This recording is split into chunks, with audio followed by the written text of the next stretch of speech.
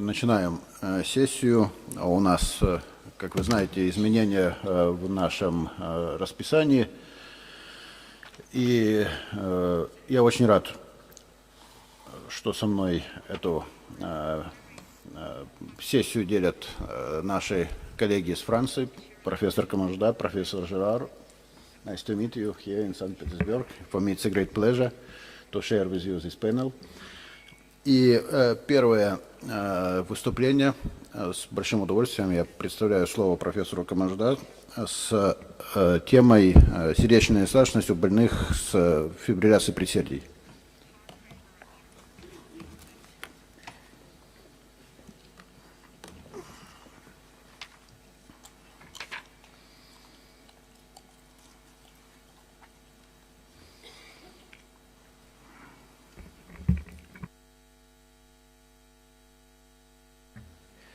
Dear Professor Протопопов, dear colleagues, good morning.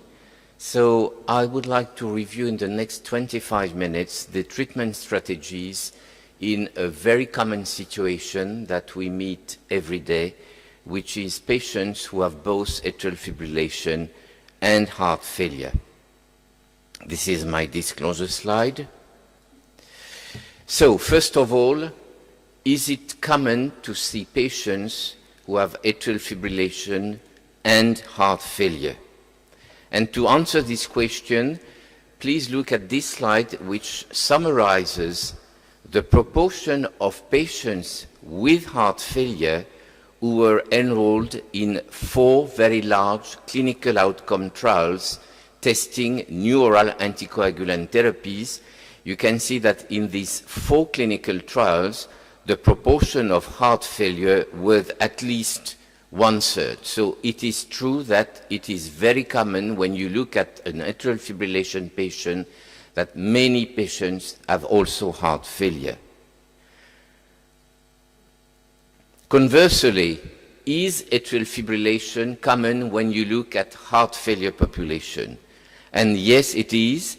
I have summarized here some trials in heart failure with reduced ejection fraction, preserved ejection fraction, acute heart failure, and the ESC long-term registry, and you can see that on average 30 to 40% of the patients enrolled in heart failure clinical trials or in heart failure registries have an history or are in atrial fibrillation. So the two conditions are very commonly associated. And this holds true also when you look at large epidemiological data. This is data coming from the United States, and you can see that the proportion of patients with heart failure and atrial fibrillation is increasing with time. It's approximately 40% of all these patients, and I should say that this was collected out of more than 4 million people. So the first point is, yes, atrial fibrillation and heart failure are very commonly associated. The next question is, does that impact on clinical outcomes? And it does. These are data coming from the pilot registry of the European Society of Cardiology on atrial fibrillation. If you look at the left-hand panel, you can see that patients with both AFib and heart failure has a worse outcome than those without heart failure, and the right-hand panel shows to you that it holds true both for heart failure with preserved ejection fraction and heart failure with reduced ejection fraction. This is a meta-analysis of 7 randomized studies which pooled more than 30,000 subjects, and you can observe that on average having atrial fibrillation and heart failure increases the risk of mortality of approximately 40%, both before on the left-hand panel and after adjustment on the right-hand panel. What about observational studies? Here again a meta-analysis pooling 9 registries, more than 23,000 patients, and this slide conveys a similar message. Before and after adjustment, there is an increased risk in mortality when the two conditions are associated. This is true, as I said, not only for heart failure with reduced ejection fraction, but also heart failure with preserved ejection fraction. And if you look at the bottom line, it seems that incident, so new onset atrial fibrillation, is associated with a more significant increase in the risk of mortality than prevalent atrial fibrillation. The second point is, what do we know about the efficacy of heart failure drugs when patients are in atrial fibrillation? And there is some variation here. This is the first meta-analysis which was done out of 3 important beta blocker trials, and you can see that it showed that all-cause mortality was significantly reduced, as we know, in FREF, in patients in sinus rhythm. But if you look at the top part of the slide, the benefit disappeared in the subset of patients who had both FREF and atrial fibrillation. And this was later confirmed by another larger meta-analysis taking individual data out of 7 large clinical outcome trials, more than 13,000 patients, 3,000 being atrial fibrillation, and this second meta-analysis, published 5 years ago, conveys a similar message. Mortality is, as we know, reduced in sinus rhythm, but the benefit of beta blockers disappears in the subset of patients who are in atrial fibrillation. And this is true also not only for all-cause mortality, but for cardiovascular hospitalizations. On the left-hand panel, you have the subset of patients in sinus rhythm, and there is an obvious benefit of beta blockers in red in terms of cardiovascular hospitalizations, but this benefit disappears in patients who are in atrial fibrillation. What do we know about this old lady digoxin? Here are some observational data on all-cause mortality. Before adjustment, it seemed that there is a slight increase in all-cause mortality in patients treated by digoxin, but this disappears when there is an adjustment or in propensity match observational data. So I think it's fair enough to conclude from this meta-analysis that digoxin has a neutral effect on mortality in patients with both heart failure and atrial fibrillation. What about cardiovascular hospitalizations and heart failure hospitalizations? This is the same meta-analysis, and overall the benefit of digoxin is modest, but seems to exist on the risk of both cardiovascular hospitalizations and of heart failure hospitalizations. So this is a summary of where we stand regarding the efficacy of heart failure drugs in sinus rhythm and in atrial fibrillation. If you look at the right column, for ACE inhibitors, we are lacking data because the ACE inhibitor trials are old and there was no distinction between AFib and sinus rhythm.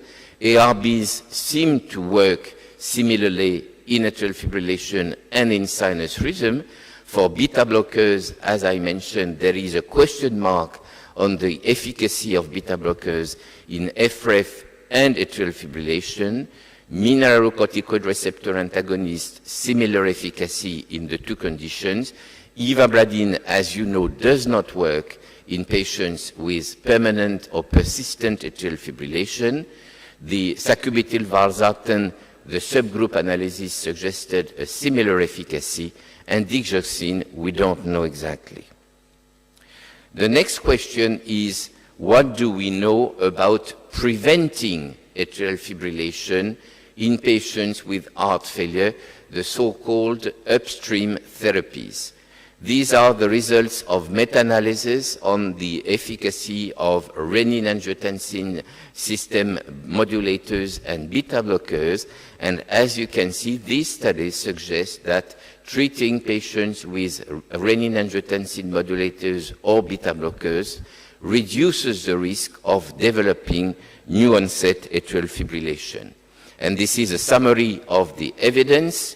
This is true for beta blockers, ACE inhibitors, and ARBs, as I just mentioned. The same holds true for eplerenone. Ivabradine, as you may know, there was in the SHIFT trial a slight but significant increase in the risk of new-onset atrial fibrillation. And finally, and surprisingly, in the paradigm heart failure trial, Entresto or Uperio in your country did not prevent the development of new-onset atrial fibrillation in this large outcome trial. Now, when there is atrial fibrillation and heart failure, can we prevent the development of new-onset atrial fibrillation by anti-arrhythmic drugs?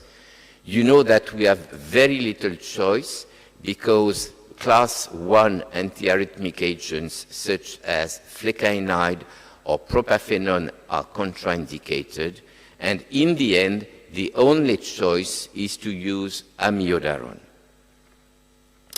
The next very important question is, should we prefer rate control or rhythm control?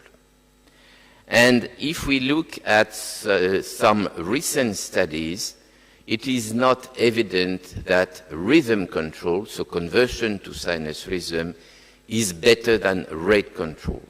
This is a study which enrolled approximately 500 patients with AFib and reduced ejection fraction, and the conclusion was that there was no association between heart rate before and after therapy optimization and clinical outcomes. These are data from the RACE2 trial, which addressed which threshold of heart rate should we reach in heart failure patients, and you can see that there were two different strategies. One with a strict heart rate control, and the level was less than 80 beats per minute, versus a more lenient control, and there is no significant difference, and if any, there is a trend for a worse prognosis in patients who had a strict control of heart rate. And finally, this is the Afchf trial, which was conducted in Canada, and in this trial they compared the impact of trying to optimize heart rate versus sinus rhythm in heart failure with reduced ejection fraction, and you can see that there was absolutely no difference for heart failure, death of any cause, the top left panel, the risk of stroke, top right panel, the risk of worsening heart failure, bottom left panel, or the composite outcome, the bottom right panel. And the only difference which was observed was regarding the rate of hospitalizations, which tended to be more frequent in the rhythm control because simply these patients were repeatedly hospitalized in order to undergo cardioversion. So we cannot at the moment say that in heart failure with reduced ejection fraction, rhythm control obtained by pharmacological agents is better than rate control. And given what I said regarding the lenient versus strict heart rate control, this is what our guidelines recommend for the acute heart rate control in atrial fibrillation. On the left-hand panel, you have reduced ejection fraction. The choice is between small dose of beta blockers or amiodarone. And importantly, the ESC guidelines say that we should try simply to reduce heart rate below 110 beats per minute. If this cannot achieve, the addition of digoxin should be considered. For patients with preserved ejection fraction on the right-hand panel, there are more options because apart from beta blockers, we can use bradycardic calcium channel antagonists such as diltiazem or verapamil, and if this monotherapy is not sufficient, consider the addition of digoxin, and once again, we should target a resting heart rate below 110 beats per minute, and the bottom square, yellow square, says that we should avoid bradycardia in these patients. For the long-term control of heart rate, it's more or less the same. In low ejection fraction in red, we should try to use beta blockers or digoxin, and then consider the combination of the two drugs. And for preserved ejection fraction, there are three options: beta blockers, digoxin, or diltiazem and verapamil. Now, what do we know about catheter ablation, which has been extremely highlighted during the last years? One of the very first trials to show some benefit on the risk of recurrent atrial fibrillation was the ATTACK trial, which enrolled 200 patients with low ejection fraction, and as you can see, the group treated by amiodarone in dotted line was associated with a worse outcome than those patients who underwent catheter ablation. The camera atrial fibrillation trial was published 2 years ago, and it suggests that patients here with heart failure who underwent catheter ablation had a significant improvement in ejection fraction compared to patients treated conventionally, and importantly, this was particularly important in patients with negative late gadolinium enhancement, in other words, those patients with the lowest rate, the lowest percentage of myocardial fibrosis. And of course, the most important trial in this condition is the CASTLE-AF trial, which was presented 2 years ago and published last year.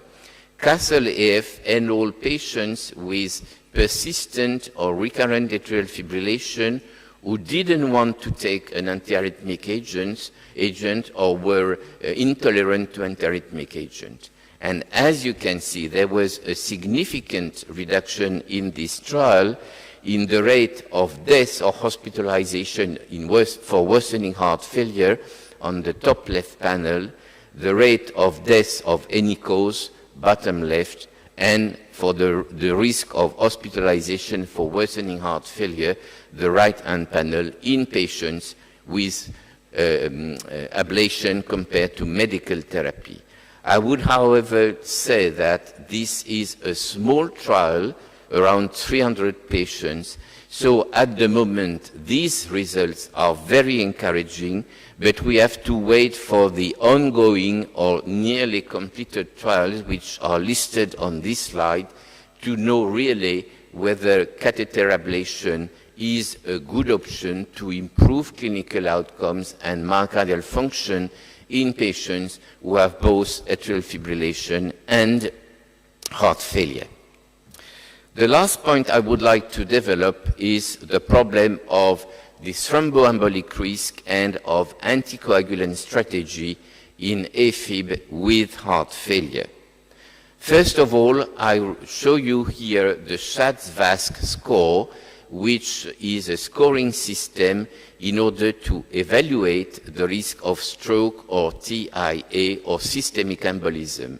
And you can see that in heart failure, many patients have a very high Schatz-Vask score because chronic heart failure counts for 1 point. Many heart failure patients are hypertensive, another point.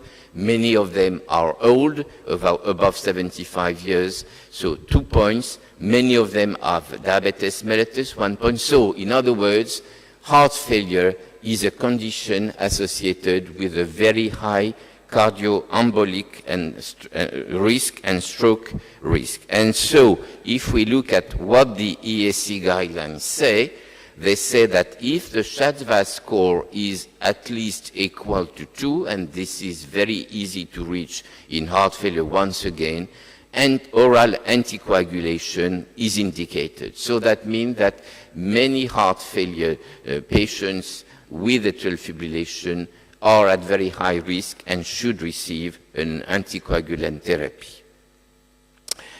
On the contrary, there is also a risk of bleeding, and this is the Hasbled score, which summarizes the factors associated with the high risk of bleeding. And here again, we find hypertension, an history of stroke, the elderly above 65 years of age, or the fact that you have a drug or alcohol abuse. So we have to find a proper balance in each individual case in order to say this patient is going to likely benefit of anticoagulant therapy. One word on other scoring system. This is the ABS score from the North America, in which they have also included biomarkers.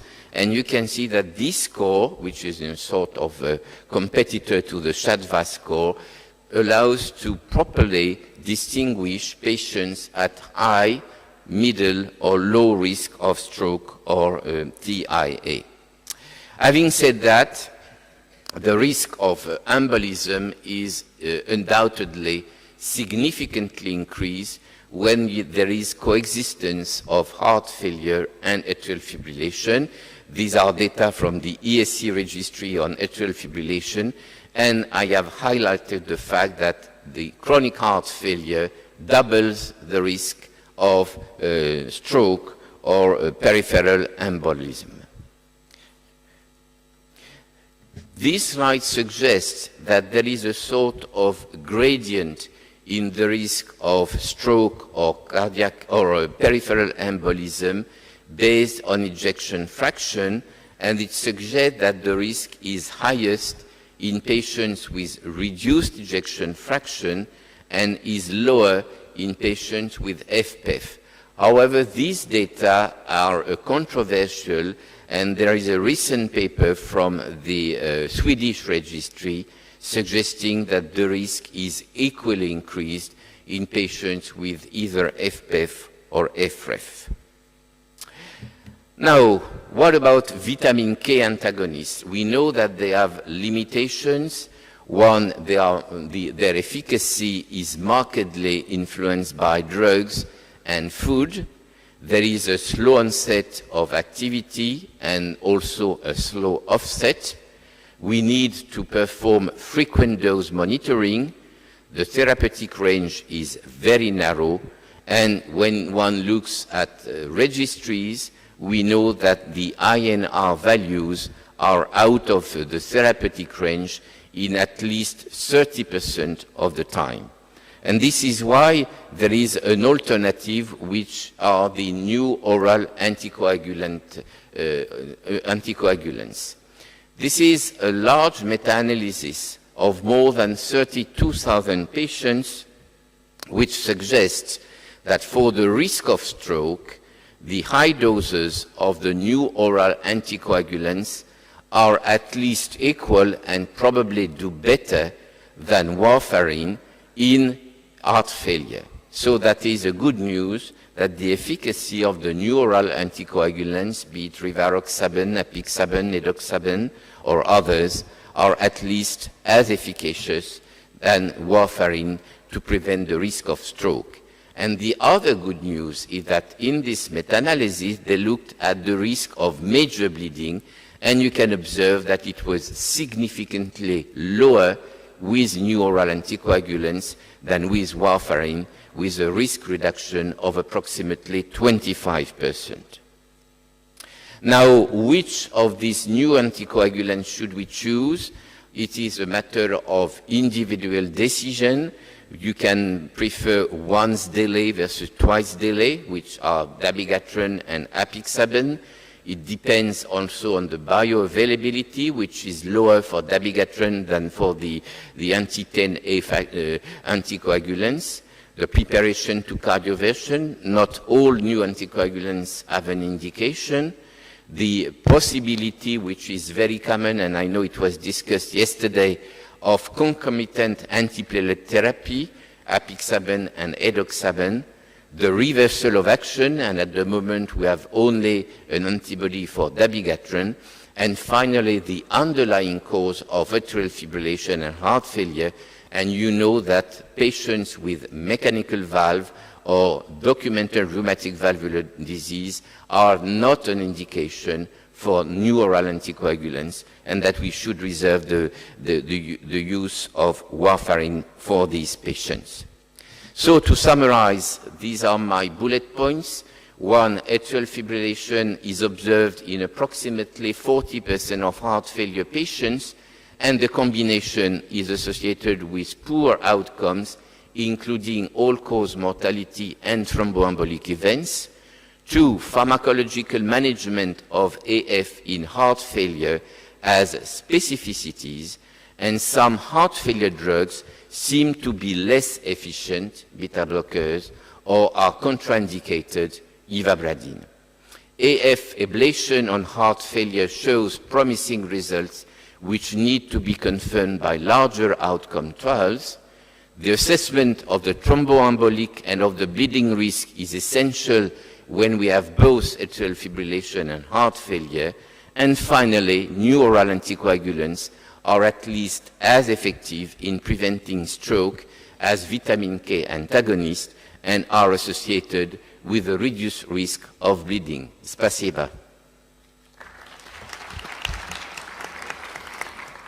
So thank you very much, Professor Komajda, for your brilliant presentation. As we have no any time for discussion, and we have no in our schedule, thank you again. And I invite the next speaker, Professor Martine Gilard, с выступлением чрескожной имплантации клапанов, где мы сейчас, куда мы идем. Please.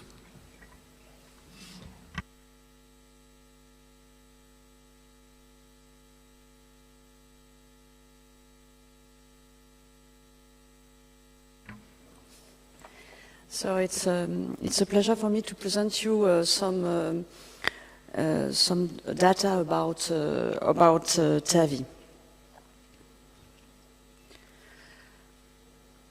So as you know, it is a very important new treatment that we can apply to our patient who have severe aortic stenosis. And as you can see, since 2002, for the first in man, there is more than 500,000 people who have been treated by TAVI around the world. So it's a very new technology, new treatment, and a very good one.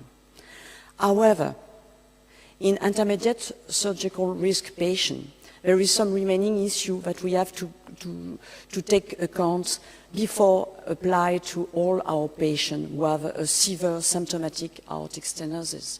It is the rate of death, the stroke, the major vascular complications, the paravalvular regurgitations, and also the rate of pacemaker after this treatment. So what about the mortality? As you can see here, since the beginning of with the old device and also with the team who are not completely according to the right indication for this treatment, you can see that the rate of mortality was high, but actually they dramatically decreased, and now it is in intermediate surgical risk, it is the same than for surgery. So you have the mortality at 1 year for this, during this trial on intermediate surgical risk. You can see that TAVI and surgery have the same rate of mortality. What about the stroke? It is exactly the same, and you can see that there is a decrease, dramatic decrease of the rate of stroke according to the amelioration, the improvement of the device and the improvement of the team. And actually, there is more stroke when you make a surgery than when you implant a TAVI for intermediate risk surgical patient. What about the major vascular complication? At the beginning, there is a lot of major vascular complication, and these complications has an influence of the mortality, that increase the mortality. And as you can see here, during the year, and with the amelioration improvement of the device, the rate of major vascular complication decrease. However, there is more major vascular complication with TAVI than with surgery. And it is due that there is an improvement of the device with the rate of the diameter of the device decrease dramatically, and it's why we decrease the rate of major vascular complication. What about the paravalvular regurgitation? This is very, very important. At the beginning, with the first randomized trial, we show that when you have a paravalvular leak, you increase the mortality when this paravalvular leak is less or around equal or more than 2 crores. So it's very important. So all the team, all the device, try to decrease this paravalvular leak, and the team work, and they have a better selection of the patient, a better selection of the diameter of the device. And by this way, as you can see, they decrease the rate of paravalvular leak since the beginning.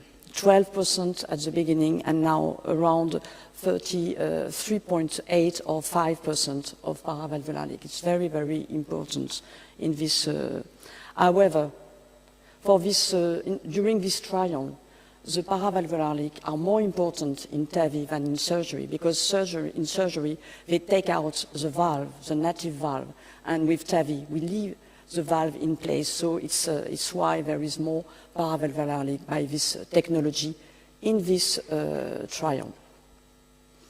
So actually, with the new device, you can see that it was in yellow, the paravalvular leak will increase the mortality.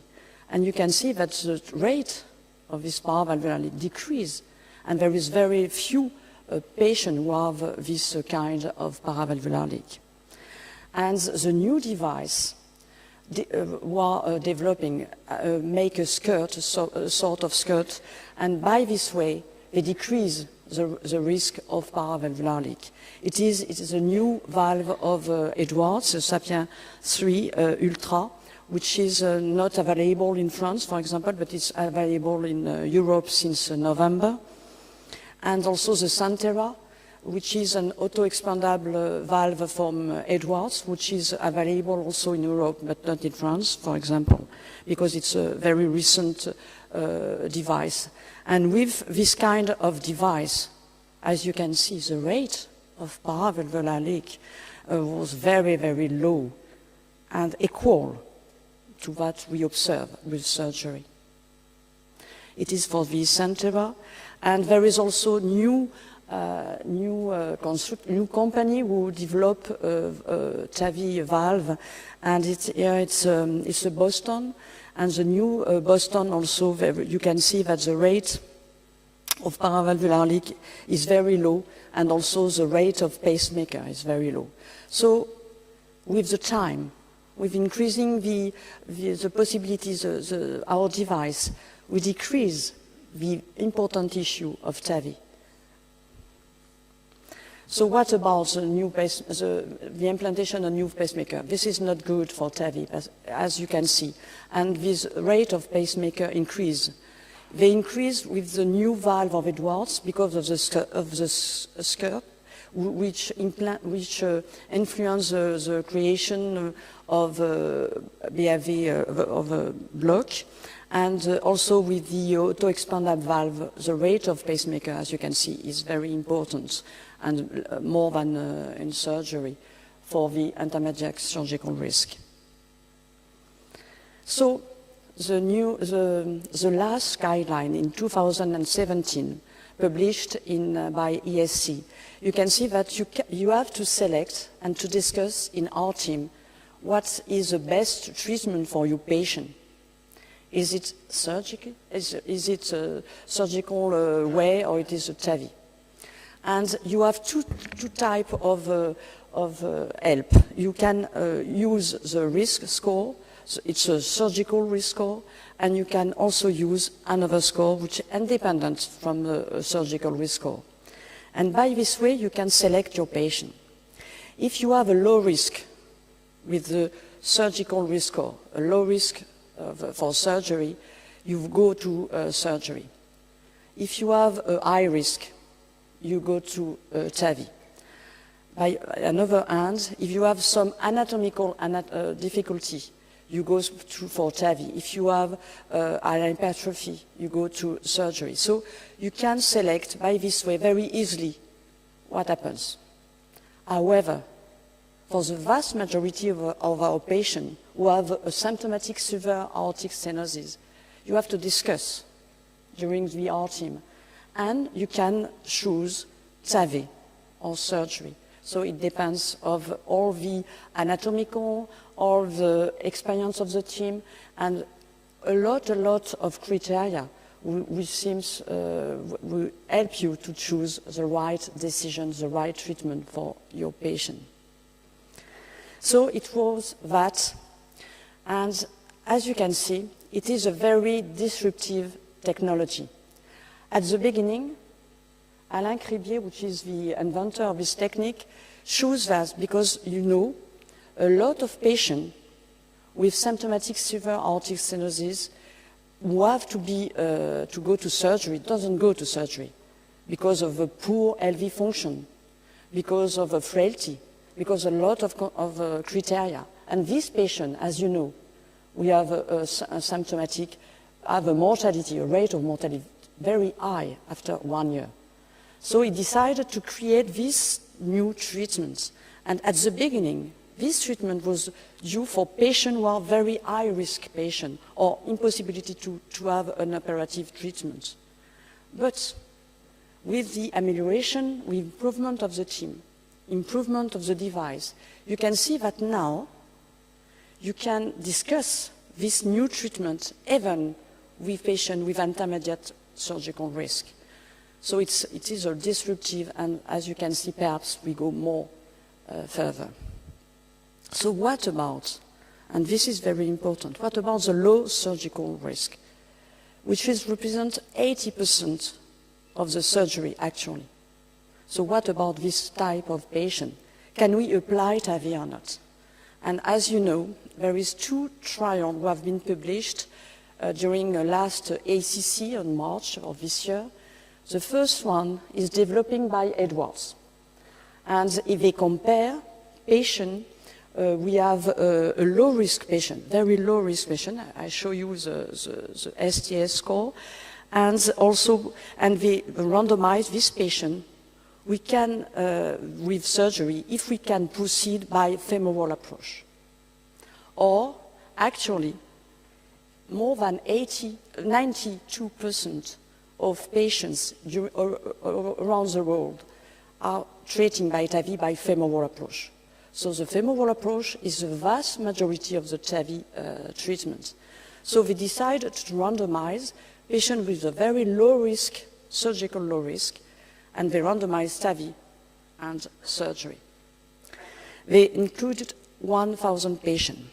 And the other trial we're publishing in the same ACC was developed by the other type of valve, the auto-expander valve, and also the randomized patient with a very low risk and with surgery and TAVI, and they included 1,400 patients. So if we analyze the age of this patient, you can see that the age is around 73 years old, and for the other randomized trial, the age was 80 years old. So these patients who are included in this trial are younger in the 2 type of valve. And what will be the results? As you can see, for the first one, for the Edwards one, the primary criteria was the rate of global death, the stroke, and the rate of rehospitalization. And for this trial, there is first it was a non-inferiority. They they are non-inferior. And the second analysis was the superiority, and for the first time, TAVI was superior to surgery in this low-risk patient. For the other trial, the primary criteria was the rate of global death and the rate of stroke. They don't take the rate of rehospitalization. And for this trial, it was a trial of non-inferiority. This trial was positive. TAVI, in low-risk patient, was non-inferior to surgery. So it's a great news. But they don't reach the superiority in this trial. So if we analyze all these important points, all these important issues that I have told you before, and for this low-risk patient, as you can see, the rate of mortality is less for TAVI than for surgery in this type of patient. If you analyze the stroke in the two trials, there is less stroke in TAVI than in surgery in low-risk patient. If you look to the pacemaker, when you use the device who are balloon expandable, the rate of pacemaker is low. And in this trial, the rate of pacemaker is equally the same in surgery and in TAVI.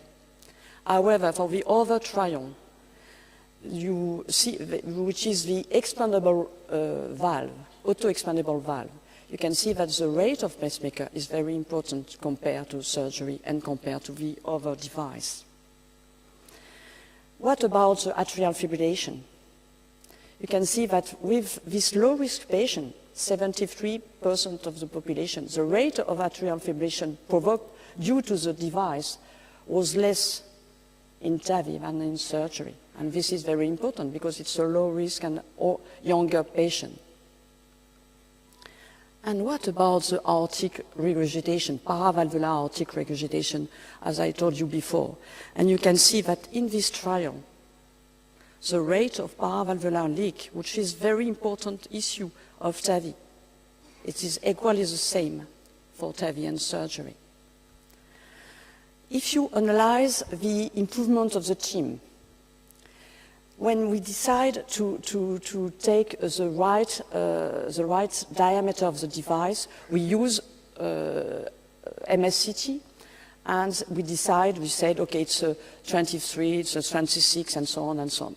But according to the different trials, you can see that for TAVI, they don't modify the rate of 29, the rate of 26, it's exactly the same. However, in surgery, there is a very important improvement of the size of the valve, because at the beginning of our randomized trial, there is a lot of mismatch in surgery. And actually, the surgeons choose a larger valve than before, perhaps due to this competition with the TAVI. And this is also very important. Our goal is to treat our patient, is to improve the quality of life of our patient. And what we can see here, if you choose a TAVI, which is a percutaneous treatment, you can see that the necessity of the improvement of the patient was very quick after TAVI, and they take more time after surgery, 1 year for surgery. What about the possibility of patient to walk? You can see that with surgery, we take more than 1 year to have a new good life compared to before. But also the quality, the KCCQ score show that at the beginning, just after TAVI, it's good, and it takes 1 year for surgery to go to this rate. But there is a great problem. What is the durability of this valve? You know, we take this valve, we make some bad treatment for the valve when we compare to surgery. The surgeon doesn't touch the valve, and in percutaneous treatment we crimp the valve, so it's not the same treatment. And there is a problem perhaps of durability. So we have some data, and the France registry is the largest one with the largest number of patients at 5 years, more than in the randomized trial, because, for example, in Partner, there is only 50 patients at 5 years. And as you can see, in France 2, there is more than 1,000 patients at 5 years. But all the patients has not an echography at 5 years. Why? And when we compare the difference of patients who have an echography at 5 years and those who have not, patient was older and the score was much important. So it was very difficult to ask this patient who are very old to go to the echo. But but there is no more difference according to the two populations. And if we analyze what happens in this more than 500 patients, you can see that there is no sign of deterioration in the vast majority of the time. And you can see here, when you compare the two valves, Edwards and core valve, there is no difference in 5 years, according to the valve. And in order to speak in the same language, we decided to make a consensus for analyzing the deterioration of the valve, and in order to compare the different trials and to compare surgery and percutaneous treatments. So we decided to make an hemodynamic point in order to say if there is a mean transprostatic gradient change from the baseline. We have also the severe hemodynamic changing, and we have also a morphological changing. And by these different criteria, we can analyze what happens in the TAVI. And according to these criteria, we are new, we decided to analyze the data of France 2. And you can see that there is moderate or severe degenerations of the valve in 13% only. And there is only a severe in 2.5% in this large registry after 5 years. And if we analyze what happens to this severe degeneration, we can see that only 1 patient have a stroke and 8 patients presented 1 heart failure. And there is no patient at 5 years. We need a new valve in valve. And if you analyze this data, it's exactly the same than for the best surgical valve, which is the Perimont, who have exactly the same data at 5 years. So we have to wait.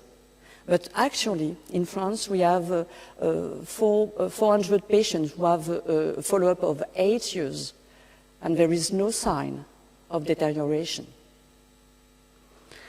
So we analyze this patient in France 2 who have some deterioration, and you can see that there is 22 patients who have increasing of our gradient, and there is no influence of the size of the valve in this deterioration. Also, there is another trial who analyze the deterioration of the valve, comparing TAVI and surgery. It was a Notion trial. In this trial, they include patients who have a very low risk, and now we have at 5 years. And you can see that there is no sign of degeneration of the TAVI versus surgery. And TAVI, there is a trend for better evolution of the TAVI than evolution of the surgery valve in this trial. So I think that we have to modify our guidelines, and perhaps we can say that if the age of the patient is less than 70 years old, they can go to the surgery. If you have patients more than 70 years old, you have to discuss during the R team in order to treat our patient according to the best way. And the wish of the patient are still included in the last guideline, and I think it would be included in the next one. So for my conclusion, I can say that TAVI is a disruptive technology, as I said, before created for patients who are not allowed to go to the gold standard treatment, but now it goes the same way. The new generation device minimizes the paravalvular leak and the vascular complication. It's very, very important. And I think that the TAVI would be the reference treatment in symptomatic severe aortic stenosis patient when the femoral approach is suitable. Thank you very much for your attention.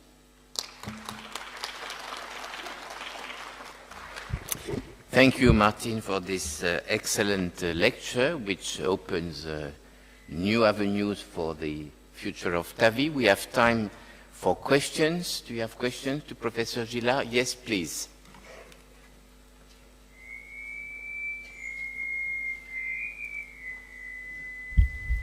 Thank you very much. You have presented excellent results of trials, but as we know, in Partner 3 study, there were some exclusion criteria like severe aortic regurgitation, bicuspid aortic valve, aortic annulus diameter less than 16 and more than 28, ejection fraction less than 40.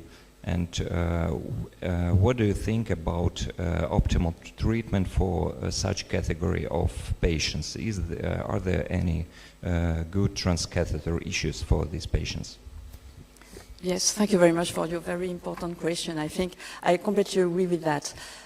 One criteria for not include patient in this low-risk patient was also the bicuspid, but at the same time, in the same session, they show 2,200 patients and 200 patients comparing with bicuspid, comparing with the other, and there is no difference. So bicuspid, for me, it's now not an issue and we can include bicuspid and for the bad LV function. I think it is a problem. But in our center, for example, surgeons said, "Oh yes, the LV function is less than 30%. We don't want to go to surgery, so go to TAVI." So in this trial, they exclude this patient, but in the reality, in the real practice, often it is a point that they make the decision to TAVI and not to surgery. So, but we have no data about that in this low-risk patient.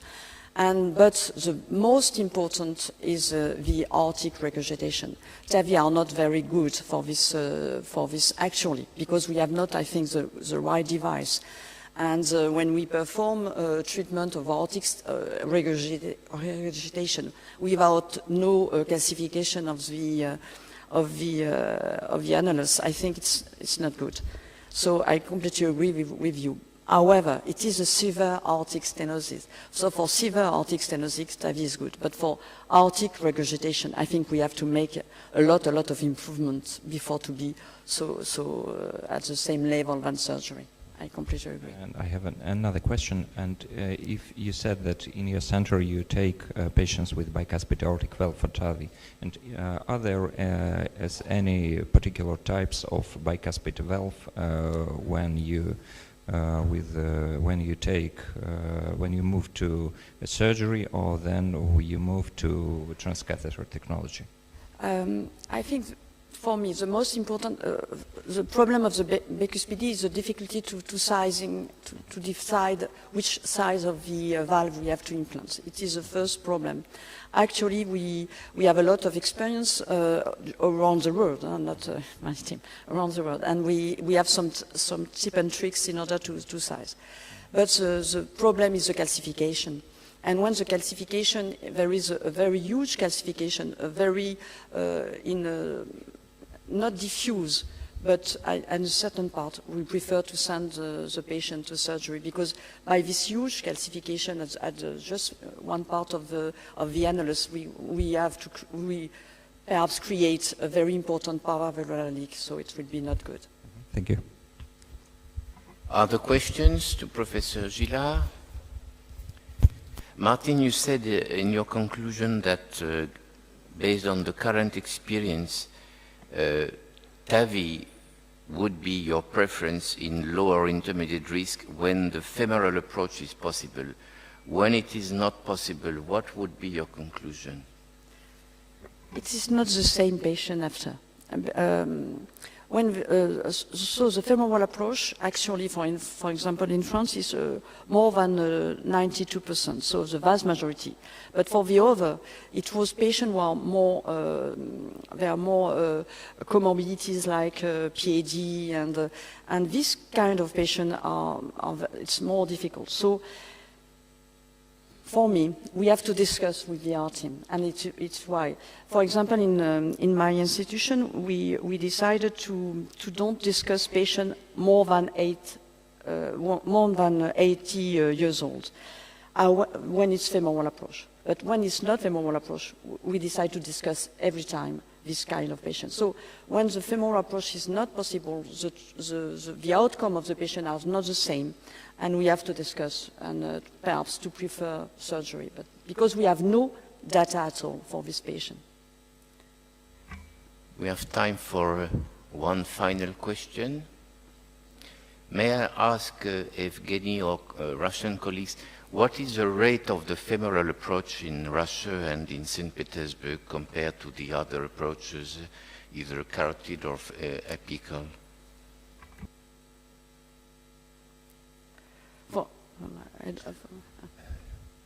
In Russian Federation and in our center also, the most common use femoral approach.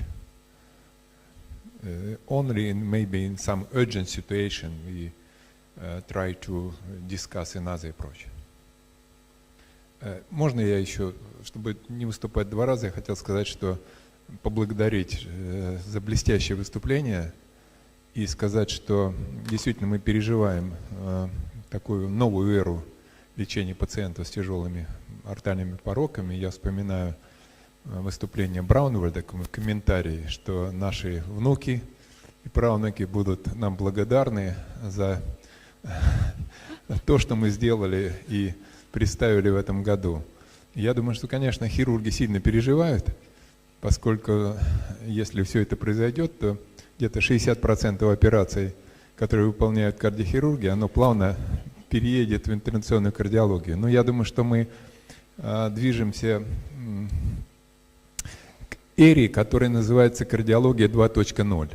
И вот там уже, наверное, такое условное разделение на интервенционных кардиологов, кардиологов, кардиохирургов, оно будет как-то утрачиваться. И мы, наверное, будем готовить специалистов, которые будут отчасти уметь все делать. Я думаю, что отчасти решение этой проблемы связано с тем, что мы, вот, Мишель, должны, наверное, все-таки маятник качнулся сейчас к кардиологам.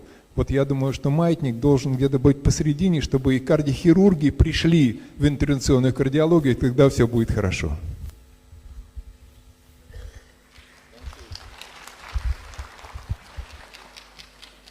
So it is now my pleasure, thank you Martine, it is my pleasure to ask Professor Протопопов to discuss and comment this major shift.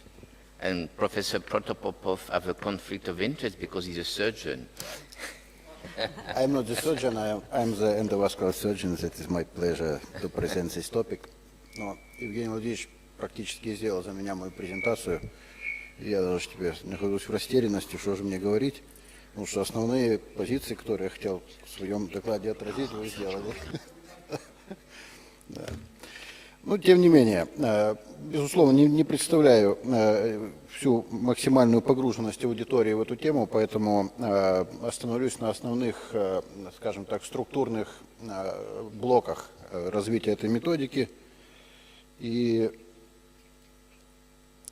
начну с того, что, в принципе, на наших глазах произошла колоссальная эволюция за очень короткий для медицины, для всей истории вообще медицины период времени перехода от самых первых идей Алана Карпентье по внедрению клапанов для открытой хирургии до практически клинического применения эндоваскулярных имплантов.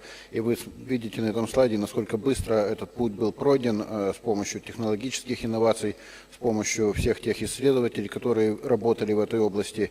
И надо сказать, что очень мало есть, скажем так, направлений медицины, где такой колоссальный путь исторический, да, был пройден за такое короткое время. У истоков технологии эндоваскулярной имплантации клапана, разработок стоял американец Андерсон, и мне посчастливилось несколько лет назад во время глобального симпозиума TCT слушать его доклад, который рассказывал про те все попытки найти решения по имплантации клапана аорты. К сожалению, он дошел только до животных экспериментов.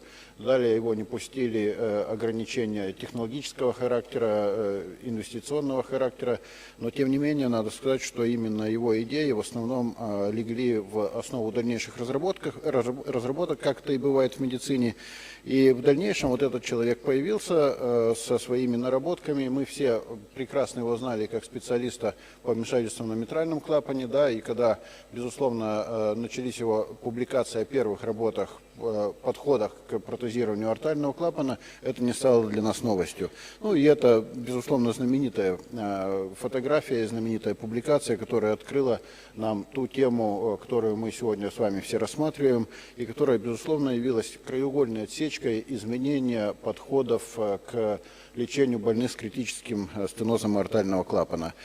Надо сказать, что именно с того времени мы можем градуировать наши успехи в этом направлении, и именно исторические аспекты технологии транскатетерной имплантации артального клапана, так эта аббревиатура расшифровывается с русского языка, можно считать с 2002 по 2014 год. Такой большой период был связан с тем, что формировалась доказательная база метода, совершенствовались эндоваскулярные импланты, эндоваскулярные протезы, и вы видите, насколько на сегодняшний день технология эндоваскулярного протезирования артального клапана является исследованной. Надо сказать, что если мы сравним именно технологию транскатетерного протезирования артального клапана с любой другой хирургической методикой, да, то мы можем абсолютно ответственно себе сказать, что она является самой исследованной из всех методик, которые на сегодняшний день существуют в современной кардиохирургии.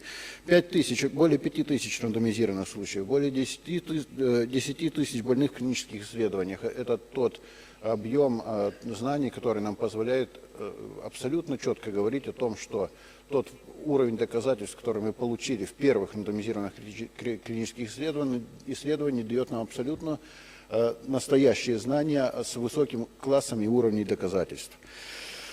Именно исследование партнера составило основу доказательности метода. Надо сказать, что выполнялось оно далеко не в лучшее для технологии время.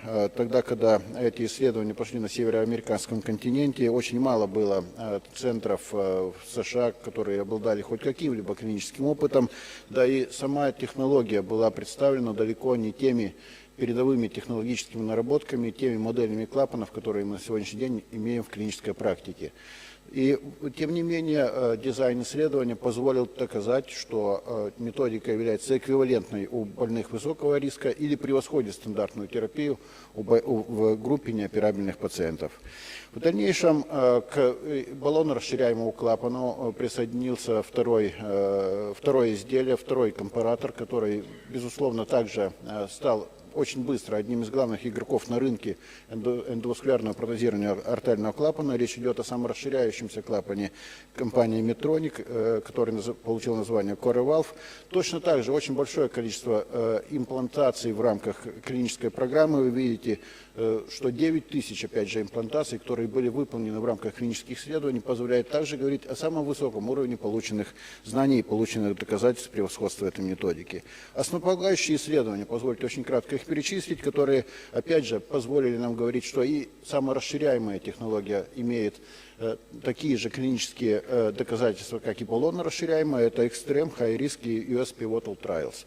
Все они показали или тождественность результатов, или даже превосходство. Впервые было показано превосходство технологии имплантации, транскатетерной имплантации артального клапана над хирургией. Да, и именно эти исследования позволили нам в дальнейшем с надеждой смотреть в будущее развитие этого метода. Впервые технология транскатетерной имплантации артального клапана была включена в клинические рекомендации, в североамериканские клинические рекомендации в 2014 году. Тогда же впервые в кардиохирургии, вообще в клинической медицине пришло понятие кардиокоманды, HAD-Team. Это был важнейший пункт рекомендаций, который предписывал каждому пациенту персонализированный подход с многогранным обсуждением его различными специалистами, включая специалистов, которые проводят предоперационную диагностику, до специалистов, ведущих их в плане кардиохирургии, эндоваскулярных специалистов и специалистов-кардиологов.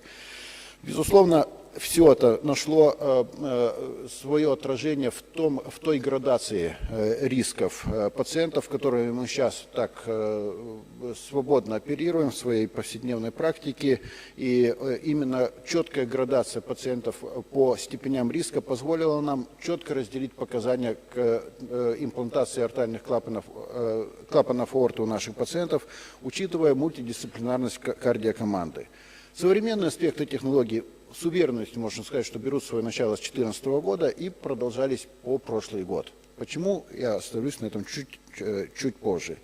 Итак, связано это было в первую очередь с тем, что в технологическую разработку, технологическое совершенствование, методики включились практически все основные компании по производству медицинских изделий.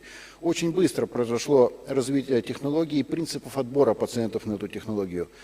Стали все чаще задаваться вопросом специалисты, ведущие имплантацию артальных клапанов, о том, что хирургические прогностические индексы, которые применялись в кардиохирургической повседневной практике, вряд ли приемлемы при эндоваскулярной имплантации, должны быть разработаны и внедрены в клиническую практику специфические индексы, которые непосредственно определяют риски и стратификацию рисков у больных с эндоваскулярными вмешательствами.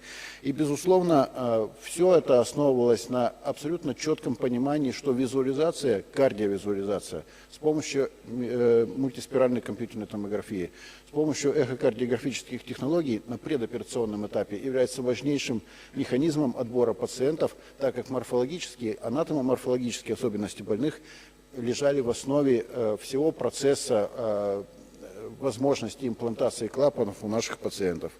Внедрение минималистического подхода, без общей анестезии, с использованием ускоренной выписки больного из стационара. Автором минималистического подхода также явилась команда Алана Крибье. И надо сказать, что все это позволило американскому регулятору FDA расширить показания для эндоваскулярной технологии в августе 2016 года на группу больных промежуточного риска.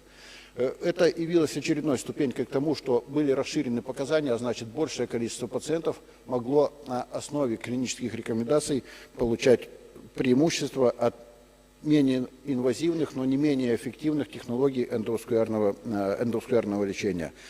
В 2017 году новые клинические рекомендации уже были абсолютно расширены на группу промежуточного риска и опять же позволяли нам говорить о том, что технология стала абсолютно применимой у ранее абсолютно спорной когорты пациентов с критическим стенозом артального клапана. Пошли эволюции технологии. Так как был наработан уже определенный объем хирургических клапанов, которые подверглись той или иной нарушению функции, то большие регистры Partner 2, CoreValve US и Valve in Valve показали, что имплантации клапан в клапан, как баллонорасширяемой модификации, так и саморасширяющиеся могли демонстрировать очень хорошие показатели при применении у группы пациентов, с которой на самом деле ни кардиохирурги, ни кардиологи не знали, что делать, потому как это были, как правило, коморбидные пациенты и пациенты с выраженной сердечной недостаточностью. Новые клапаны второго-третьего поколения, о чем говорил профессор Гилард, да, они решили проблему практически осложнения сосудистого доступа, так как минимализировали систему доставки, и практически была решена проблема парапротезной регургитации. Мы знаем, что именно эти два основных негативных момента серьезно осложняли жизнь больных после имплантации, тогда, когда мы получали большое количество осложнений со стороны сосудистого доступа, и тогда, когда все-таки частота парапротезной регургитации после имплантации клапанов оставалась на порядок выше, у аортальных имплантов первой генерации, чем после хирургических операций. Минималистический подход, то, о чем я упоминал, да, так называемая технология 3М, мультимодальность, мультидисциплинарность и минималистичность. Безусловно, для нее отбирались случаи без анатомических и клинических трудностей. Пациент подвергался поверхностной седации, без использования черезпищеводной эхокардиографии, отсутствие венозных шейных доступов при катетеризации центральных вен. Трансфеморальный доступ исключительно, и надо сказать, что американский регулятор также предписывал использование для этой технологии исключительно бедренного доступа, так как именно при трансфеморальном доступе выявлялись все те преимущества метода над хирургическим, которые были к тому времени изучены и которые, в принципе, позволяли нам говорить о превосходстве эндоваскулярной технологии над хирургической. Тогда, когда у пациента было невозможно выполнить трансфеморальную имплантацию, предписывалось жестко, опять же, да, рассмотреть случай или хирургической коррекции, потому что любой другой доступ, я знаю, что некоторые центры в таких случаях переходят на трансапикальный доступ не имеет таких преимуществ, как трансфеморальный. Прямой аортальный доступ – это совсем другой доступ. Подключичный и все прочие доступы, это, как сказал профессор Gilard, это абсолютно другие уже пациенты и совсем другие результаты наших вмешательств. И, безусловно, отсутствие госпитализации в отделении реанимации и интенсивной терапии, что также позволяло нам очень быстро провести больного через все этапы госпитализации и достигнуть ранней выписки.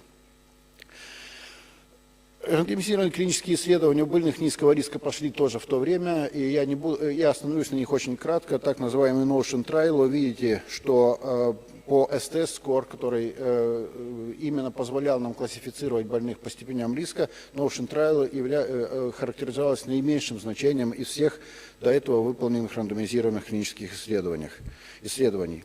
Но, несмотря на это, и абсолютно логично, да, что если технология имеет преимущество у пациентов высокого или запредельного риска, то она, безусловно, должна иметь преимущество и у больных низкого риска. Да, была показана абсолютная тождественность результатов по очень жесткому параметру по смерти от всех причин в Untitled Trial между хирургической группой и группой эндоваскулярного набора. Структурные поломки клапанов, тоже моя коллега об этом коснулась, та тема, которая постоянно звучала как исключительно кардиохирургическая доминанта. Не могут эндоваскулярные клапаны сравниться с хирургическими имплантами по своей структурной устойчивости. Оказалось, что могут, и даже очень хорошо, и с большой долей достоверности выигрыша именно в этой области. Надо сказать, что до этого были представлены некоторые обсервационные наблюдения Джоном Вебом, который там продемонстрировал пациентов 9-10 лет. Мы сегодня увидели, что во французском регистре в течение 5 лет точно так же наблюдается очень малое количество, частота структурных поломок эндоваскулярных имплантов. А надо сказать, что у больных низкого риска разница между хирургическими протезами и эндоваскулярными имплантами достигла достоверной разницы. Будущие технологии эндоваскулярной имплантации, которые начинаются, безусловно, с прошлого года и, я так понимаю, будут еще далеко идущими новациями характеризоваться вот буквально в самые ближайшие годы. Безусловно, связаны с новыми разработками. Мы все прекрасно знаем, что и многие центры имели опыт в Российской Федерации работы с этими имплантами. Я имею в виду клапан Lotus, который, к сожалению, из-за определенной недоработки инженерной был снят с производства, он сейчас возвращается на рынок. И на сегодняшний день мы имеем в Российской Федерации клапан Accurate Neo, который является следующим продуктом после поглощения Boston Scientific, более малой компании. И Evolute Pro, да, компания Medtronic, это те клапаны современные, которые мы можем сейчас применять в Российской Федерации. Надо сказать, что одним из вопросов всех проведенных рандомизированных клинических исследований является одинаковый возраст больных. А что с молодыми пациентами? Безусловно, что существует, безусловно, на сегодняшний день в Европейском Союзе, в Соединенных Штатах Америки очень четкая градация. Вот и сегодня, опять же, да, моя коллега показала, что до 70 лет это все-таки прерогатива хирургического лечения, после 70 лет это прерогатива эндоваскулярной хирургии. И в исследовании Notion, которое закончилось, которое показало преимущество тождественность результатов, но преимущество в плане функциональной устойчивости клапанов у пациентов с низким риском, да, пациенты, в принципе, были того же самого возраста, что и во всех предыдущих рандомизированных клинических исследованиях. Поэтому, безусловно, наше внимание было переключено на новые рандомизированные клинические исследования, которые так или иначе были объявлены, и мы знали, что они проводятся в 2018 году. Это, безусловно, и Partner 3, и Notion 2. Это, безусловно, исследование, которое нам даст ответ на то, что же происходит у пациентов молодого возраста. И вот Evolute Low Risk Patient Study, которая, в принципе, Partner 3 и Low Risk, они были представлены на конференции Американского общества кардиологов совсем недавно, буквально вот 1,5 месяца назад. Новые группы пациентов, новые показания. Я думаю, что вот эти все новые рандомизированные клинические исследования, которые планируются или которые уже сейчас находятся в стадии набора, они дадут нам еще большее расширение в плане понимания, каких пациентов мы можем брать на эту технологию.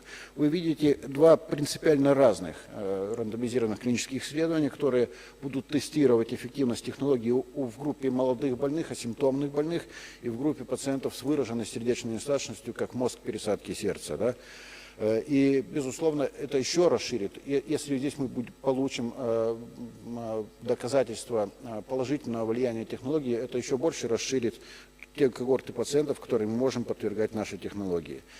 Закончившийся в Сан-Диего глобальный конгресс TCT, в общем-то, не дал каких-либо прорывных идей по поводу того, куда движется технология, но тем не менее, опять же, показал очень многие аспекты, существующие аспекты в эндоваскулярной технологии. Это, опять же, и анализ субрегистра имплантации клапана в клапан, и то взаимопонимание, насколько несоответствие размера клапана морфологическим размерам пациента может нарушать благоприятные результаты после имплантации, и сравнение некоторых существующих моделей клапанов, что называется, лицом к лицу. Не буду подробно на них останавливаться, потому что, еще раз говорю, что, ответив на свои узкие вопросы, они не дали каких-либо переломных моментов в ответах на тот главный вопрос, куда же движется технология.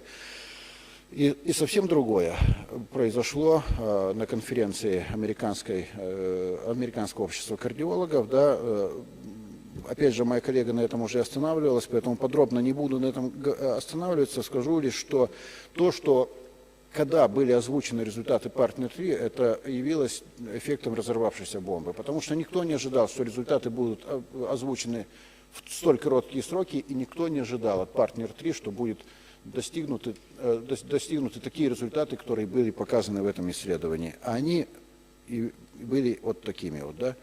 Абсолютно достоверное преимущество эндоваскулярной технологии у больных низкого риска по самым жестким показателям клинической оценки смерти, инсульта и повторной госпитализации. С очень высоким уровнем достоверности. Этого никто не ожидал. Конечно, были определенные утечки инсайдерские о том, что да, там все хорошо с эндоваскулярной группой, но что будет такое преимущество, не ожидал никто. И второе исследование, которое, как я уже говорил, было посвящено другой, очень широко использующейся модели саморасширяемого клапана, хотя оно и, скажем, не достигло таких результатов и не произвела такой фурора, как Sapien 3, но тем не менее она подтвердила концепцию, что у пациентов низкого риска, да, эта технология точно так же может быть применена с другой моделью клапанов. И закончить я свое вмешательство, вмешательство, это уже профессиональные термины пошли, да, закончить свою презентацию я хочу тем, что сказал Евгений Владимирович. Браунвальд, комментируя итоги этих двух клинических исследований, сказал, что мы должны рассказывать нашим внукам и нашим правнукам о том, что мы были здесь, когда произошли эти потрясающие изменения в ведении пациентов с критическим аортальным стенозом. Там много еще было очень эмоциональных и очень запоминающихся комментариев, но я думаю, что вот это напутствие великого кардиолога должно нас вдохновлять на то, что мы движемся правильным путем, и то, что на сегодняшний день эндоваскулярные технологии являются доминирующими в лечении больных с критическим артериальным стенозом. Спасибо за внимание.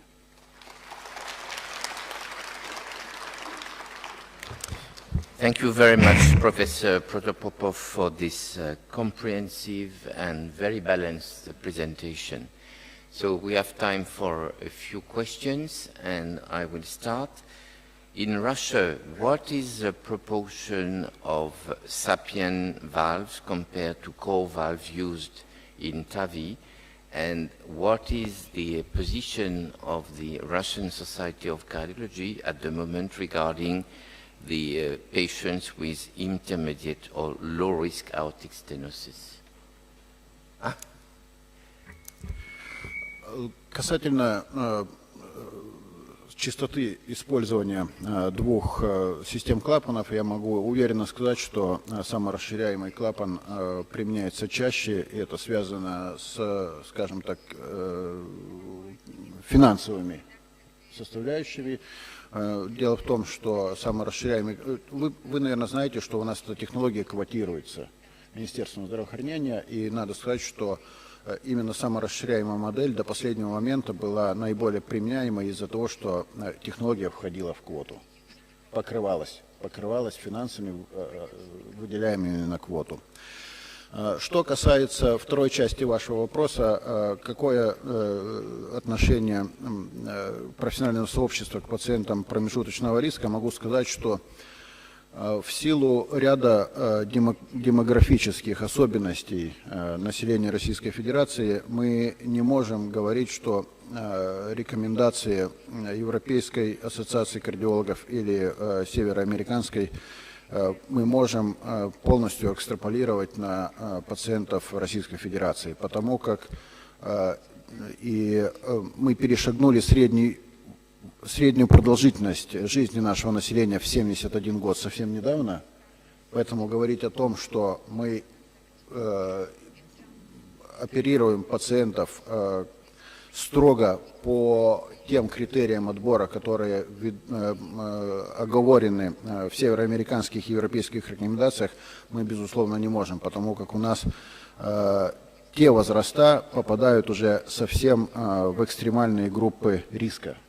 Те, которые у вас считаются высоким риском,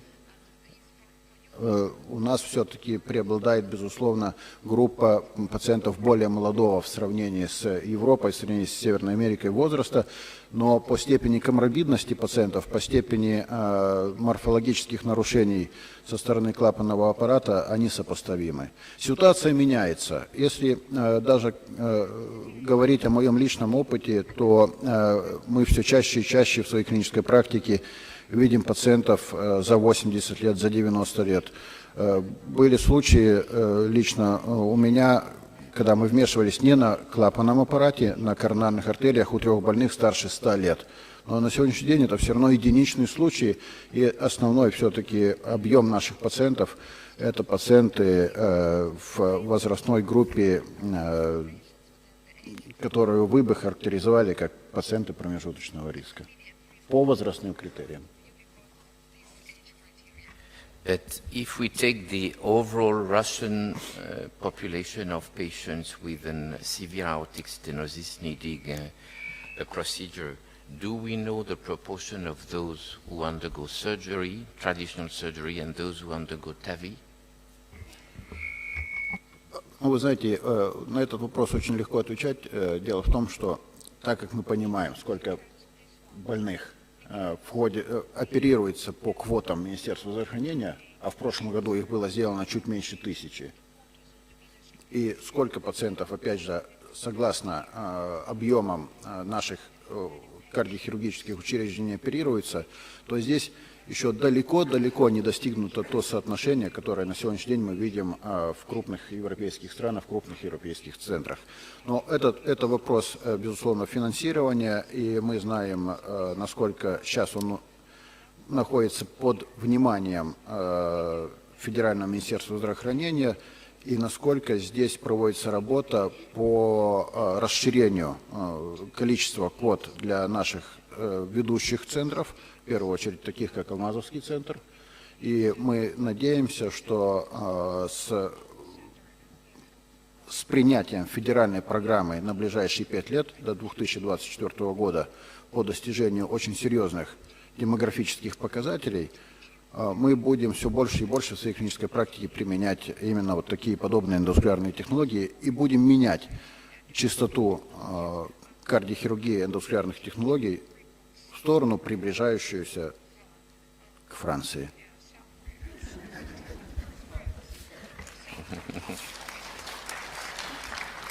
Martine, before you ask your question, what is the proportion of aortic stenosis patients in France or in Western European countries which undergo surgery versus TAVI? So it depends of the country. For example, in Germany, the curve of growth. So now in Germany there is more patients who are treated by TAVI than surgery. However, in France there is a problem, a great problem, because in France, the number of patients treated by surgery doesn't decrease, just only 5% in 10 years. However, the number of TAVI increase. And for example, actually, there is around 14,000 people who have a surgery, and there is 12,000 people who have a TAVI. So the curve are like that, but the number of surgery doesn't decrease. So the government said there is an epidemic of aortic stenosis in France because the surgery doesn't decrease, the TAVI increase dramatically. So they decided actually not to reimburse intermediate risk. We have no reimbursement for intermediate risk in France. We have just reimbursement for high risk. Because they said you perform TAVI in patients perhaps who have no aortic stenosis. They doesn't understand what happens in France. So we have a problem in France. You wanted to ask a question? Yes, just I would like to congratulate for your talk. And you said that there is a problem with the risk factor, with the risk score. And I completely agree. How do you think we have to select our patient? Because now it's open for low risk. Can we have to build a new score? What is your feeling about that? Я думаю, что, безусловно, новые оценочные факторы риска для эндоваскулярной... I can repeat. Я думаю, что, безусловно, в самое ближайшее время должны появиться или уже появятся вот новые оценочные индексы риска, специально разработанные для эндоваскулярной технологии. Дело в том, когда мы обсчитываем наших больных исключительно с позиции Евроскор, СТС, мы не видим за ними всего того, скажем так, объема факторов, которые определяют те или иные проблемы для эндоваскулярной технологии. Я думаю, что новые эндоваскулярные факторы риска специально для операции протезирования, эндоваскулярное протезирование артального клапана будут базироваться исключительно на результатах кардиовизуализации, МСКТ и эхокардиографии. Потому как нам далеко не важно знать весь тот объем информации, который заложен в кардиохирургических индексах. И все-таки в основном те риски процедуры, они связаны даже, может быть, не с клиническим состоянием больного, не с клиническими перенесенными событиями больного, которые лежат в основе кардиохирургических индексов, сколько именно в том объеме оценки морфологического, анатомического поражения наших пациентов, которые мы определяем по данным методов визуализации. Это принципиальное отличие между двумя технологиями. И мне кажется, что именно это, оно будет определяющим для того, по какой дороге нам выписывать пациентов. По минималистическому подходу или по более, скажем так, госпитальному, когда пациент может задерживаться у нас на более длительный срок. Но лично я все-таки, как проктор этой технологии для Российской Федерации, всегда настаиваю на том, что не надо торопиться таких пациентов выписывать, особенно в реалиях Российской Федерации, когда пациент зачастую уходит в абсолютно непонятное нам амбулаторно-поликлиническое звено. Те подходы ускоренной выписки пациентов, которые, безусловно, доказали свою эффективность в европейских странах, в в Северной Америке, они зачастую для пациентов Российской Федерации являются чреватыми для постгоспитального ведения. Но что касается прогностических факторов специфических, безусловно, я думаю, что их появление – это совсем история недалекого будущего. Okay, thank you very much. I think that for the sake of time we have to move ahead. So thank you very much, Professor Протопопов and Professor Gilard.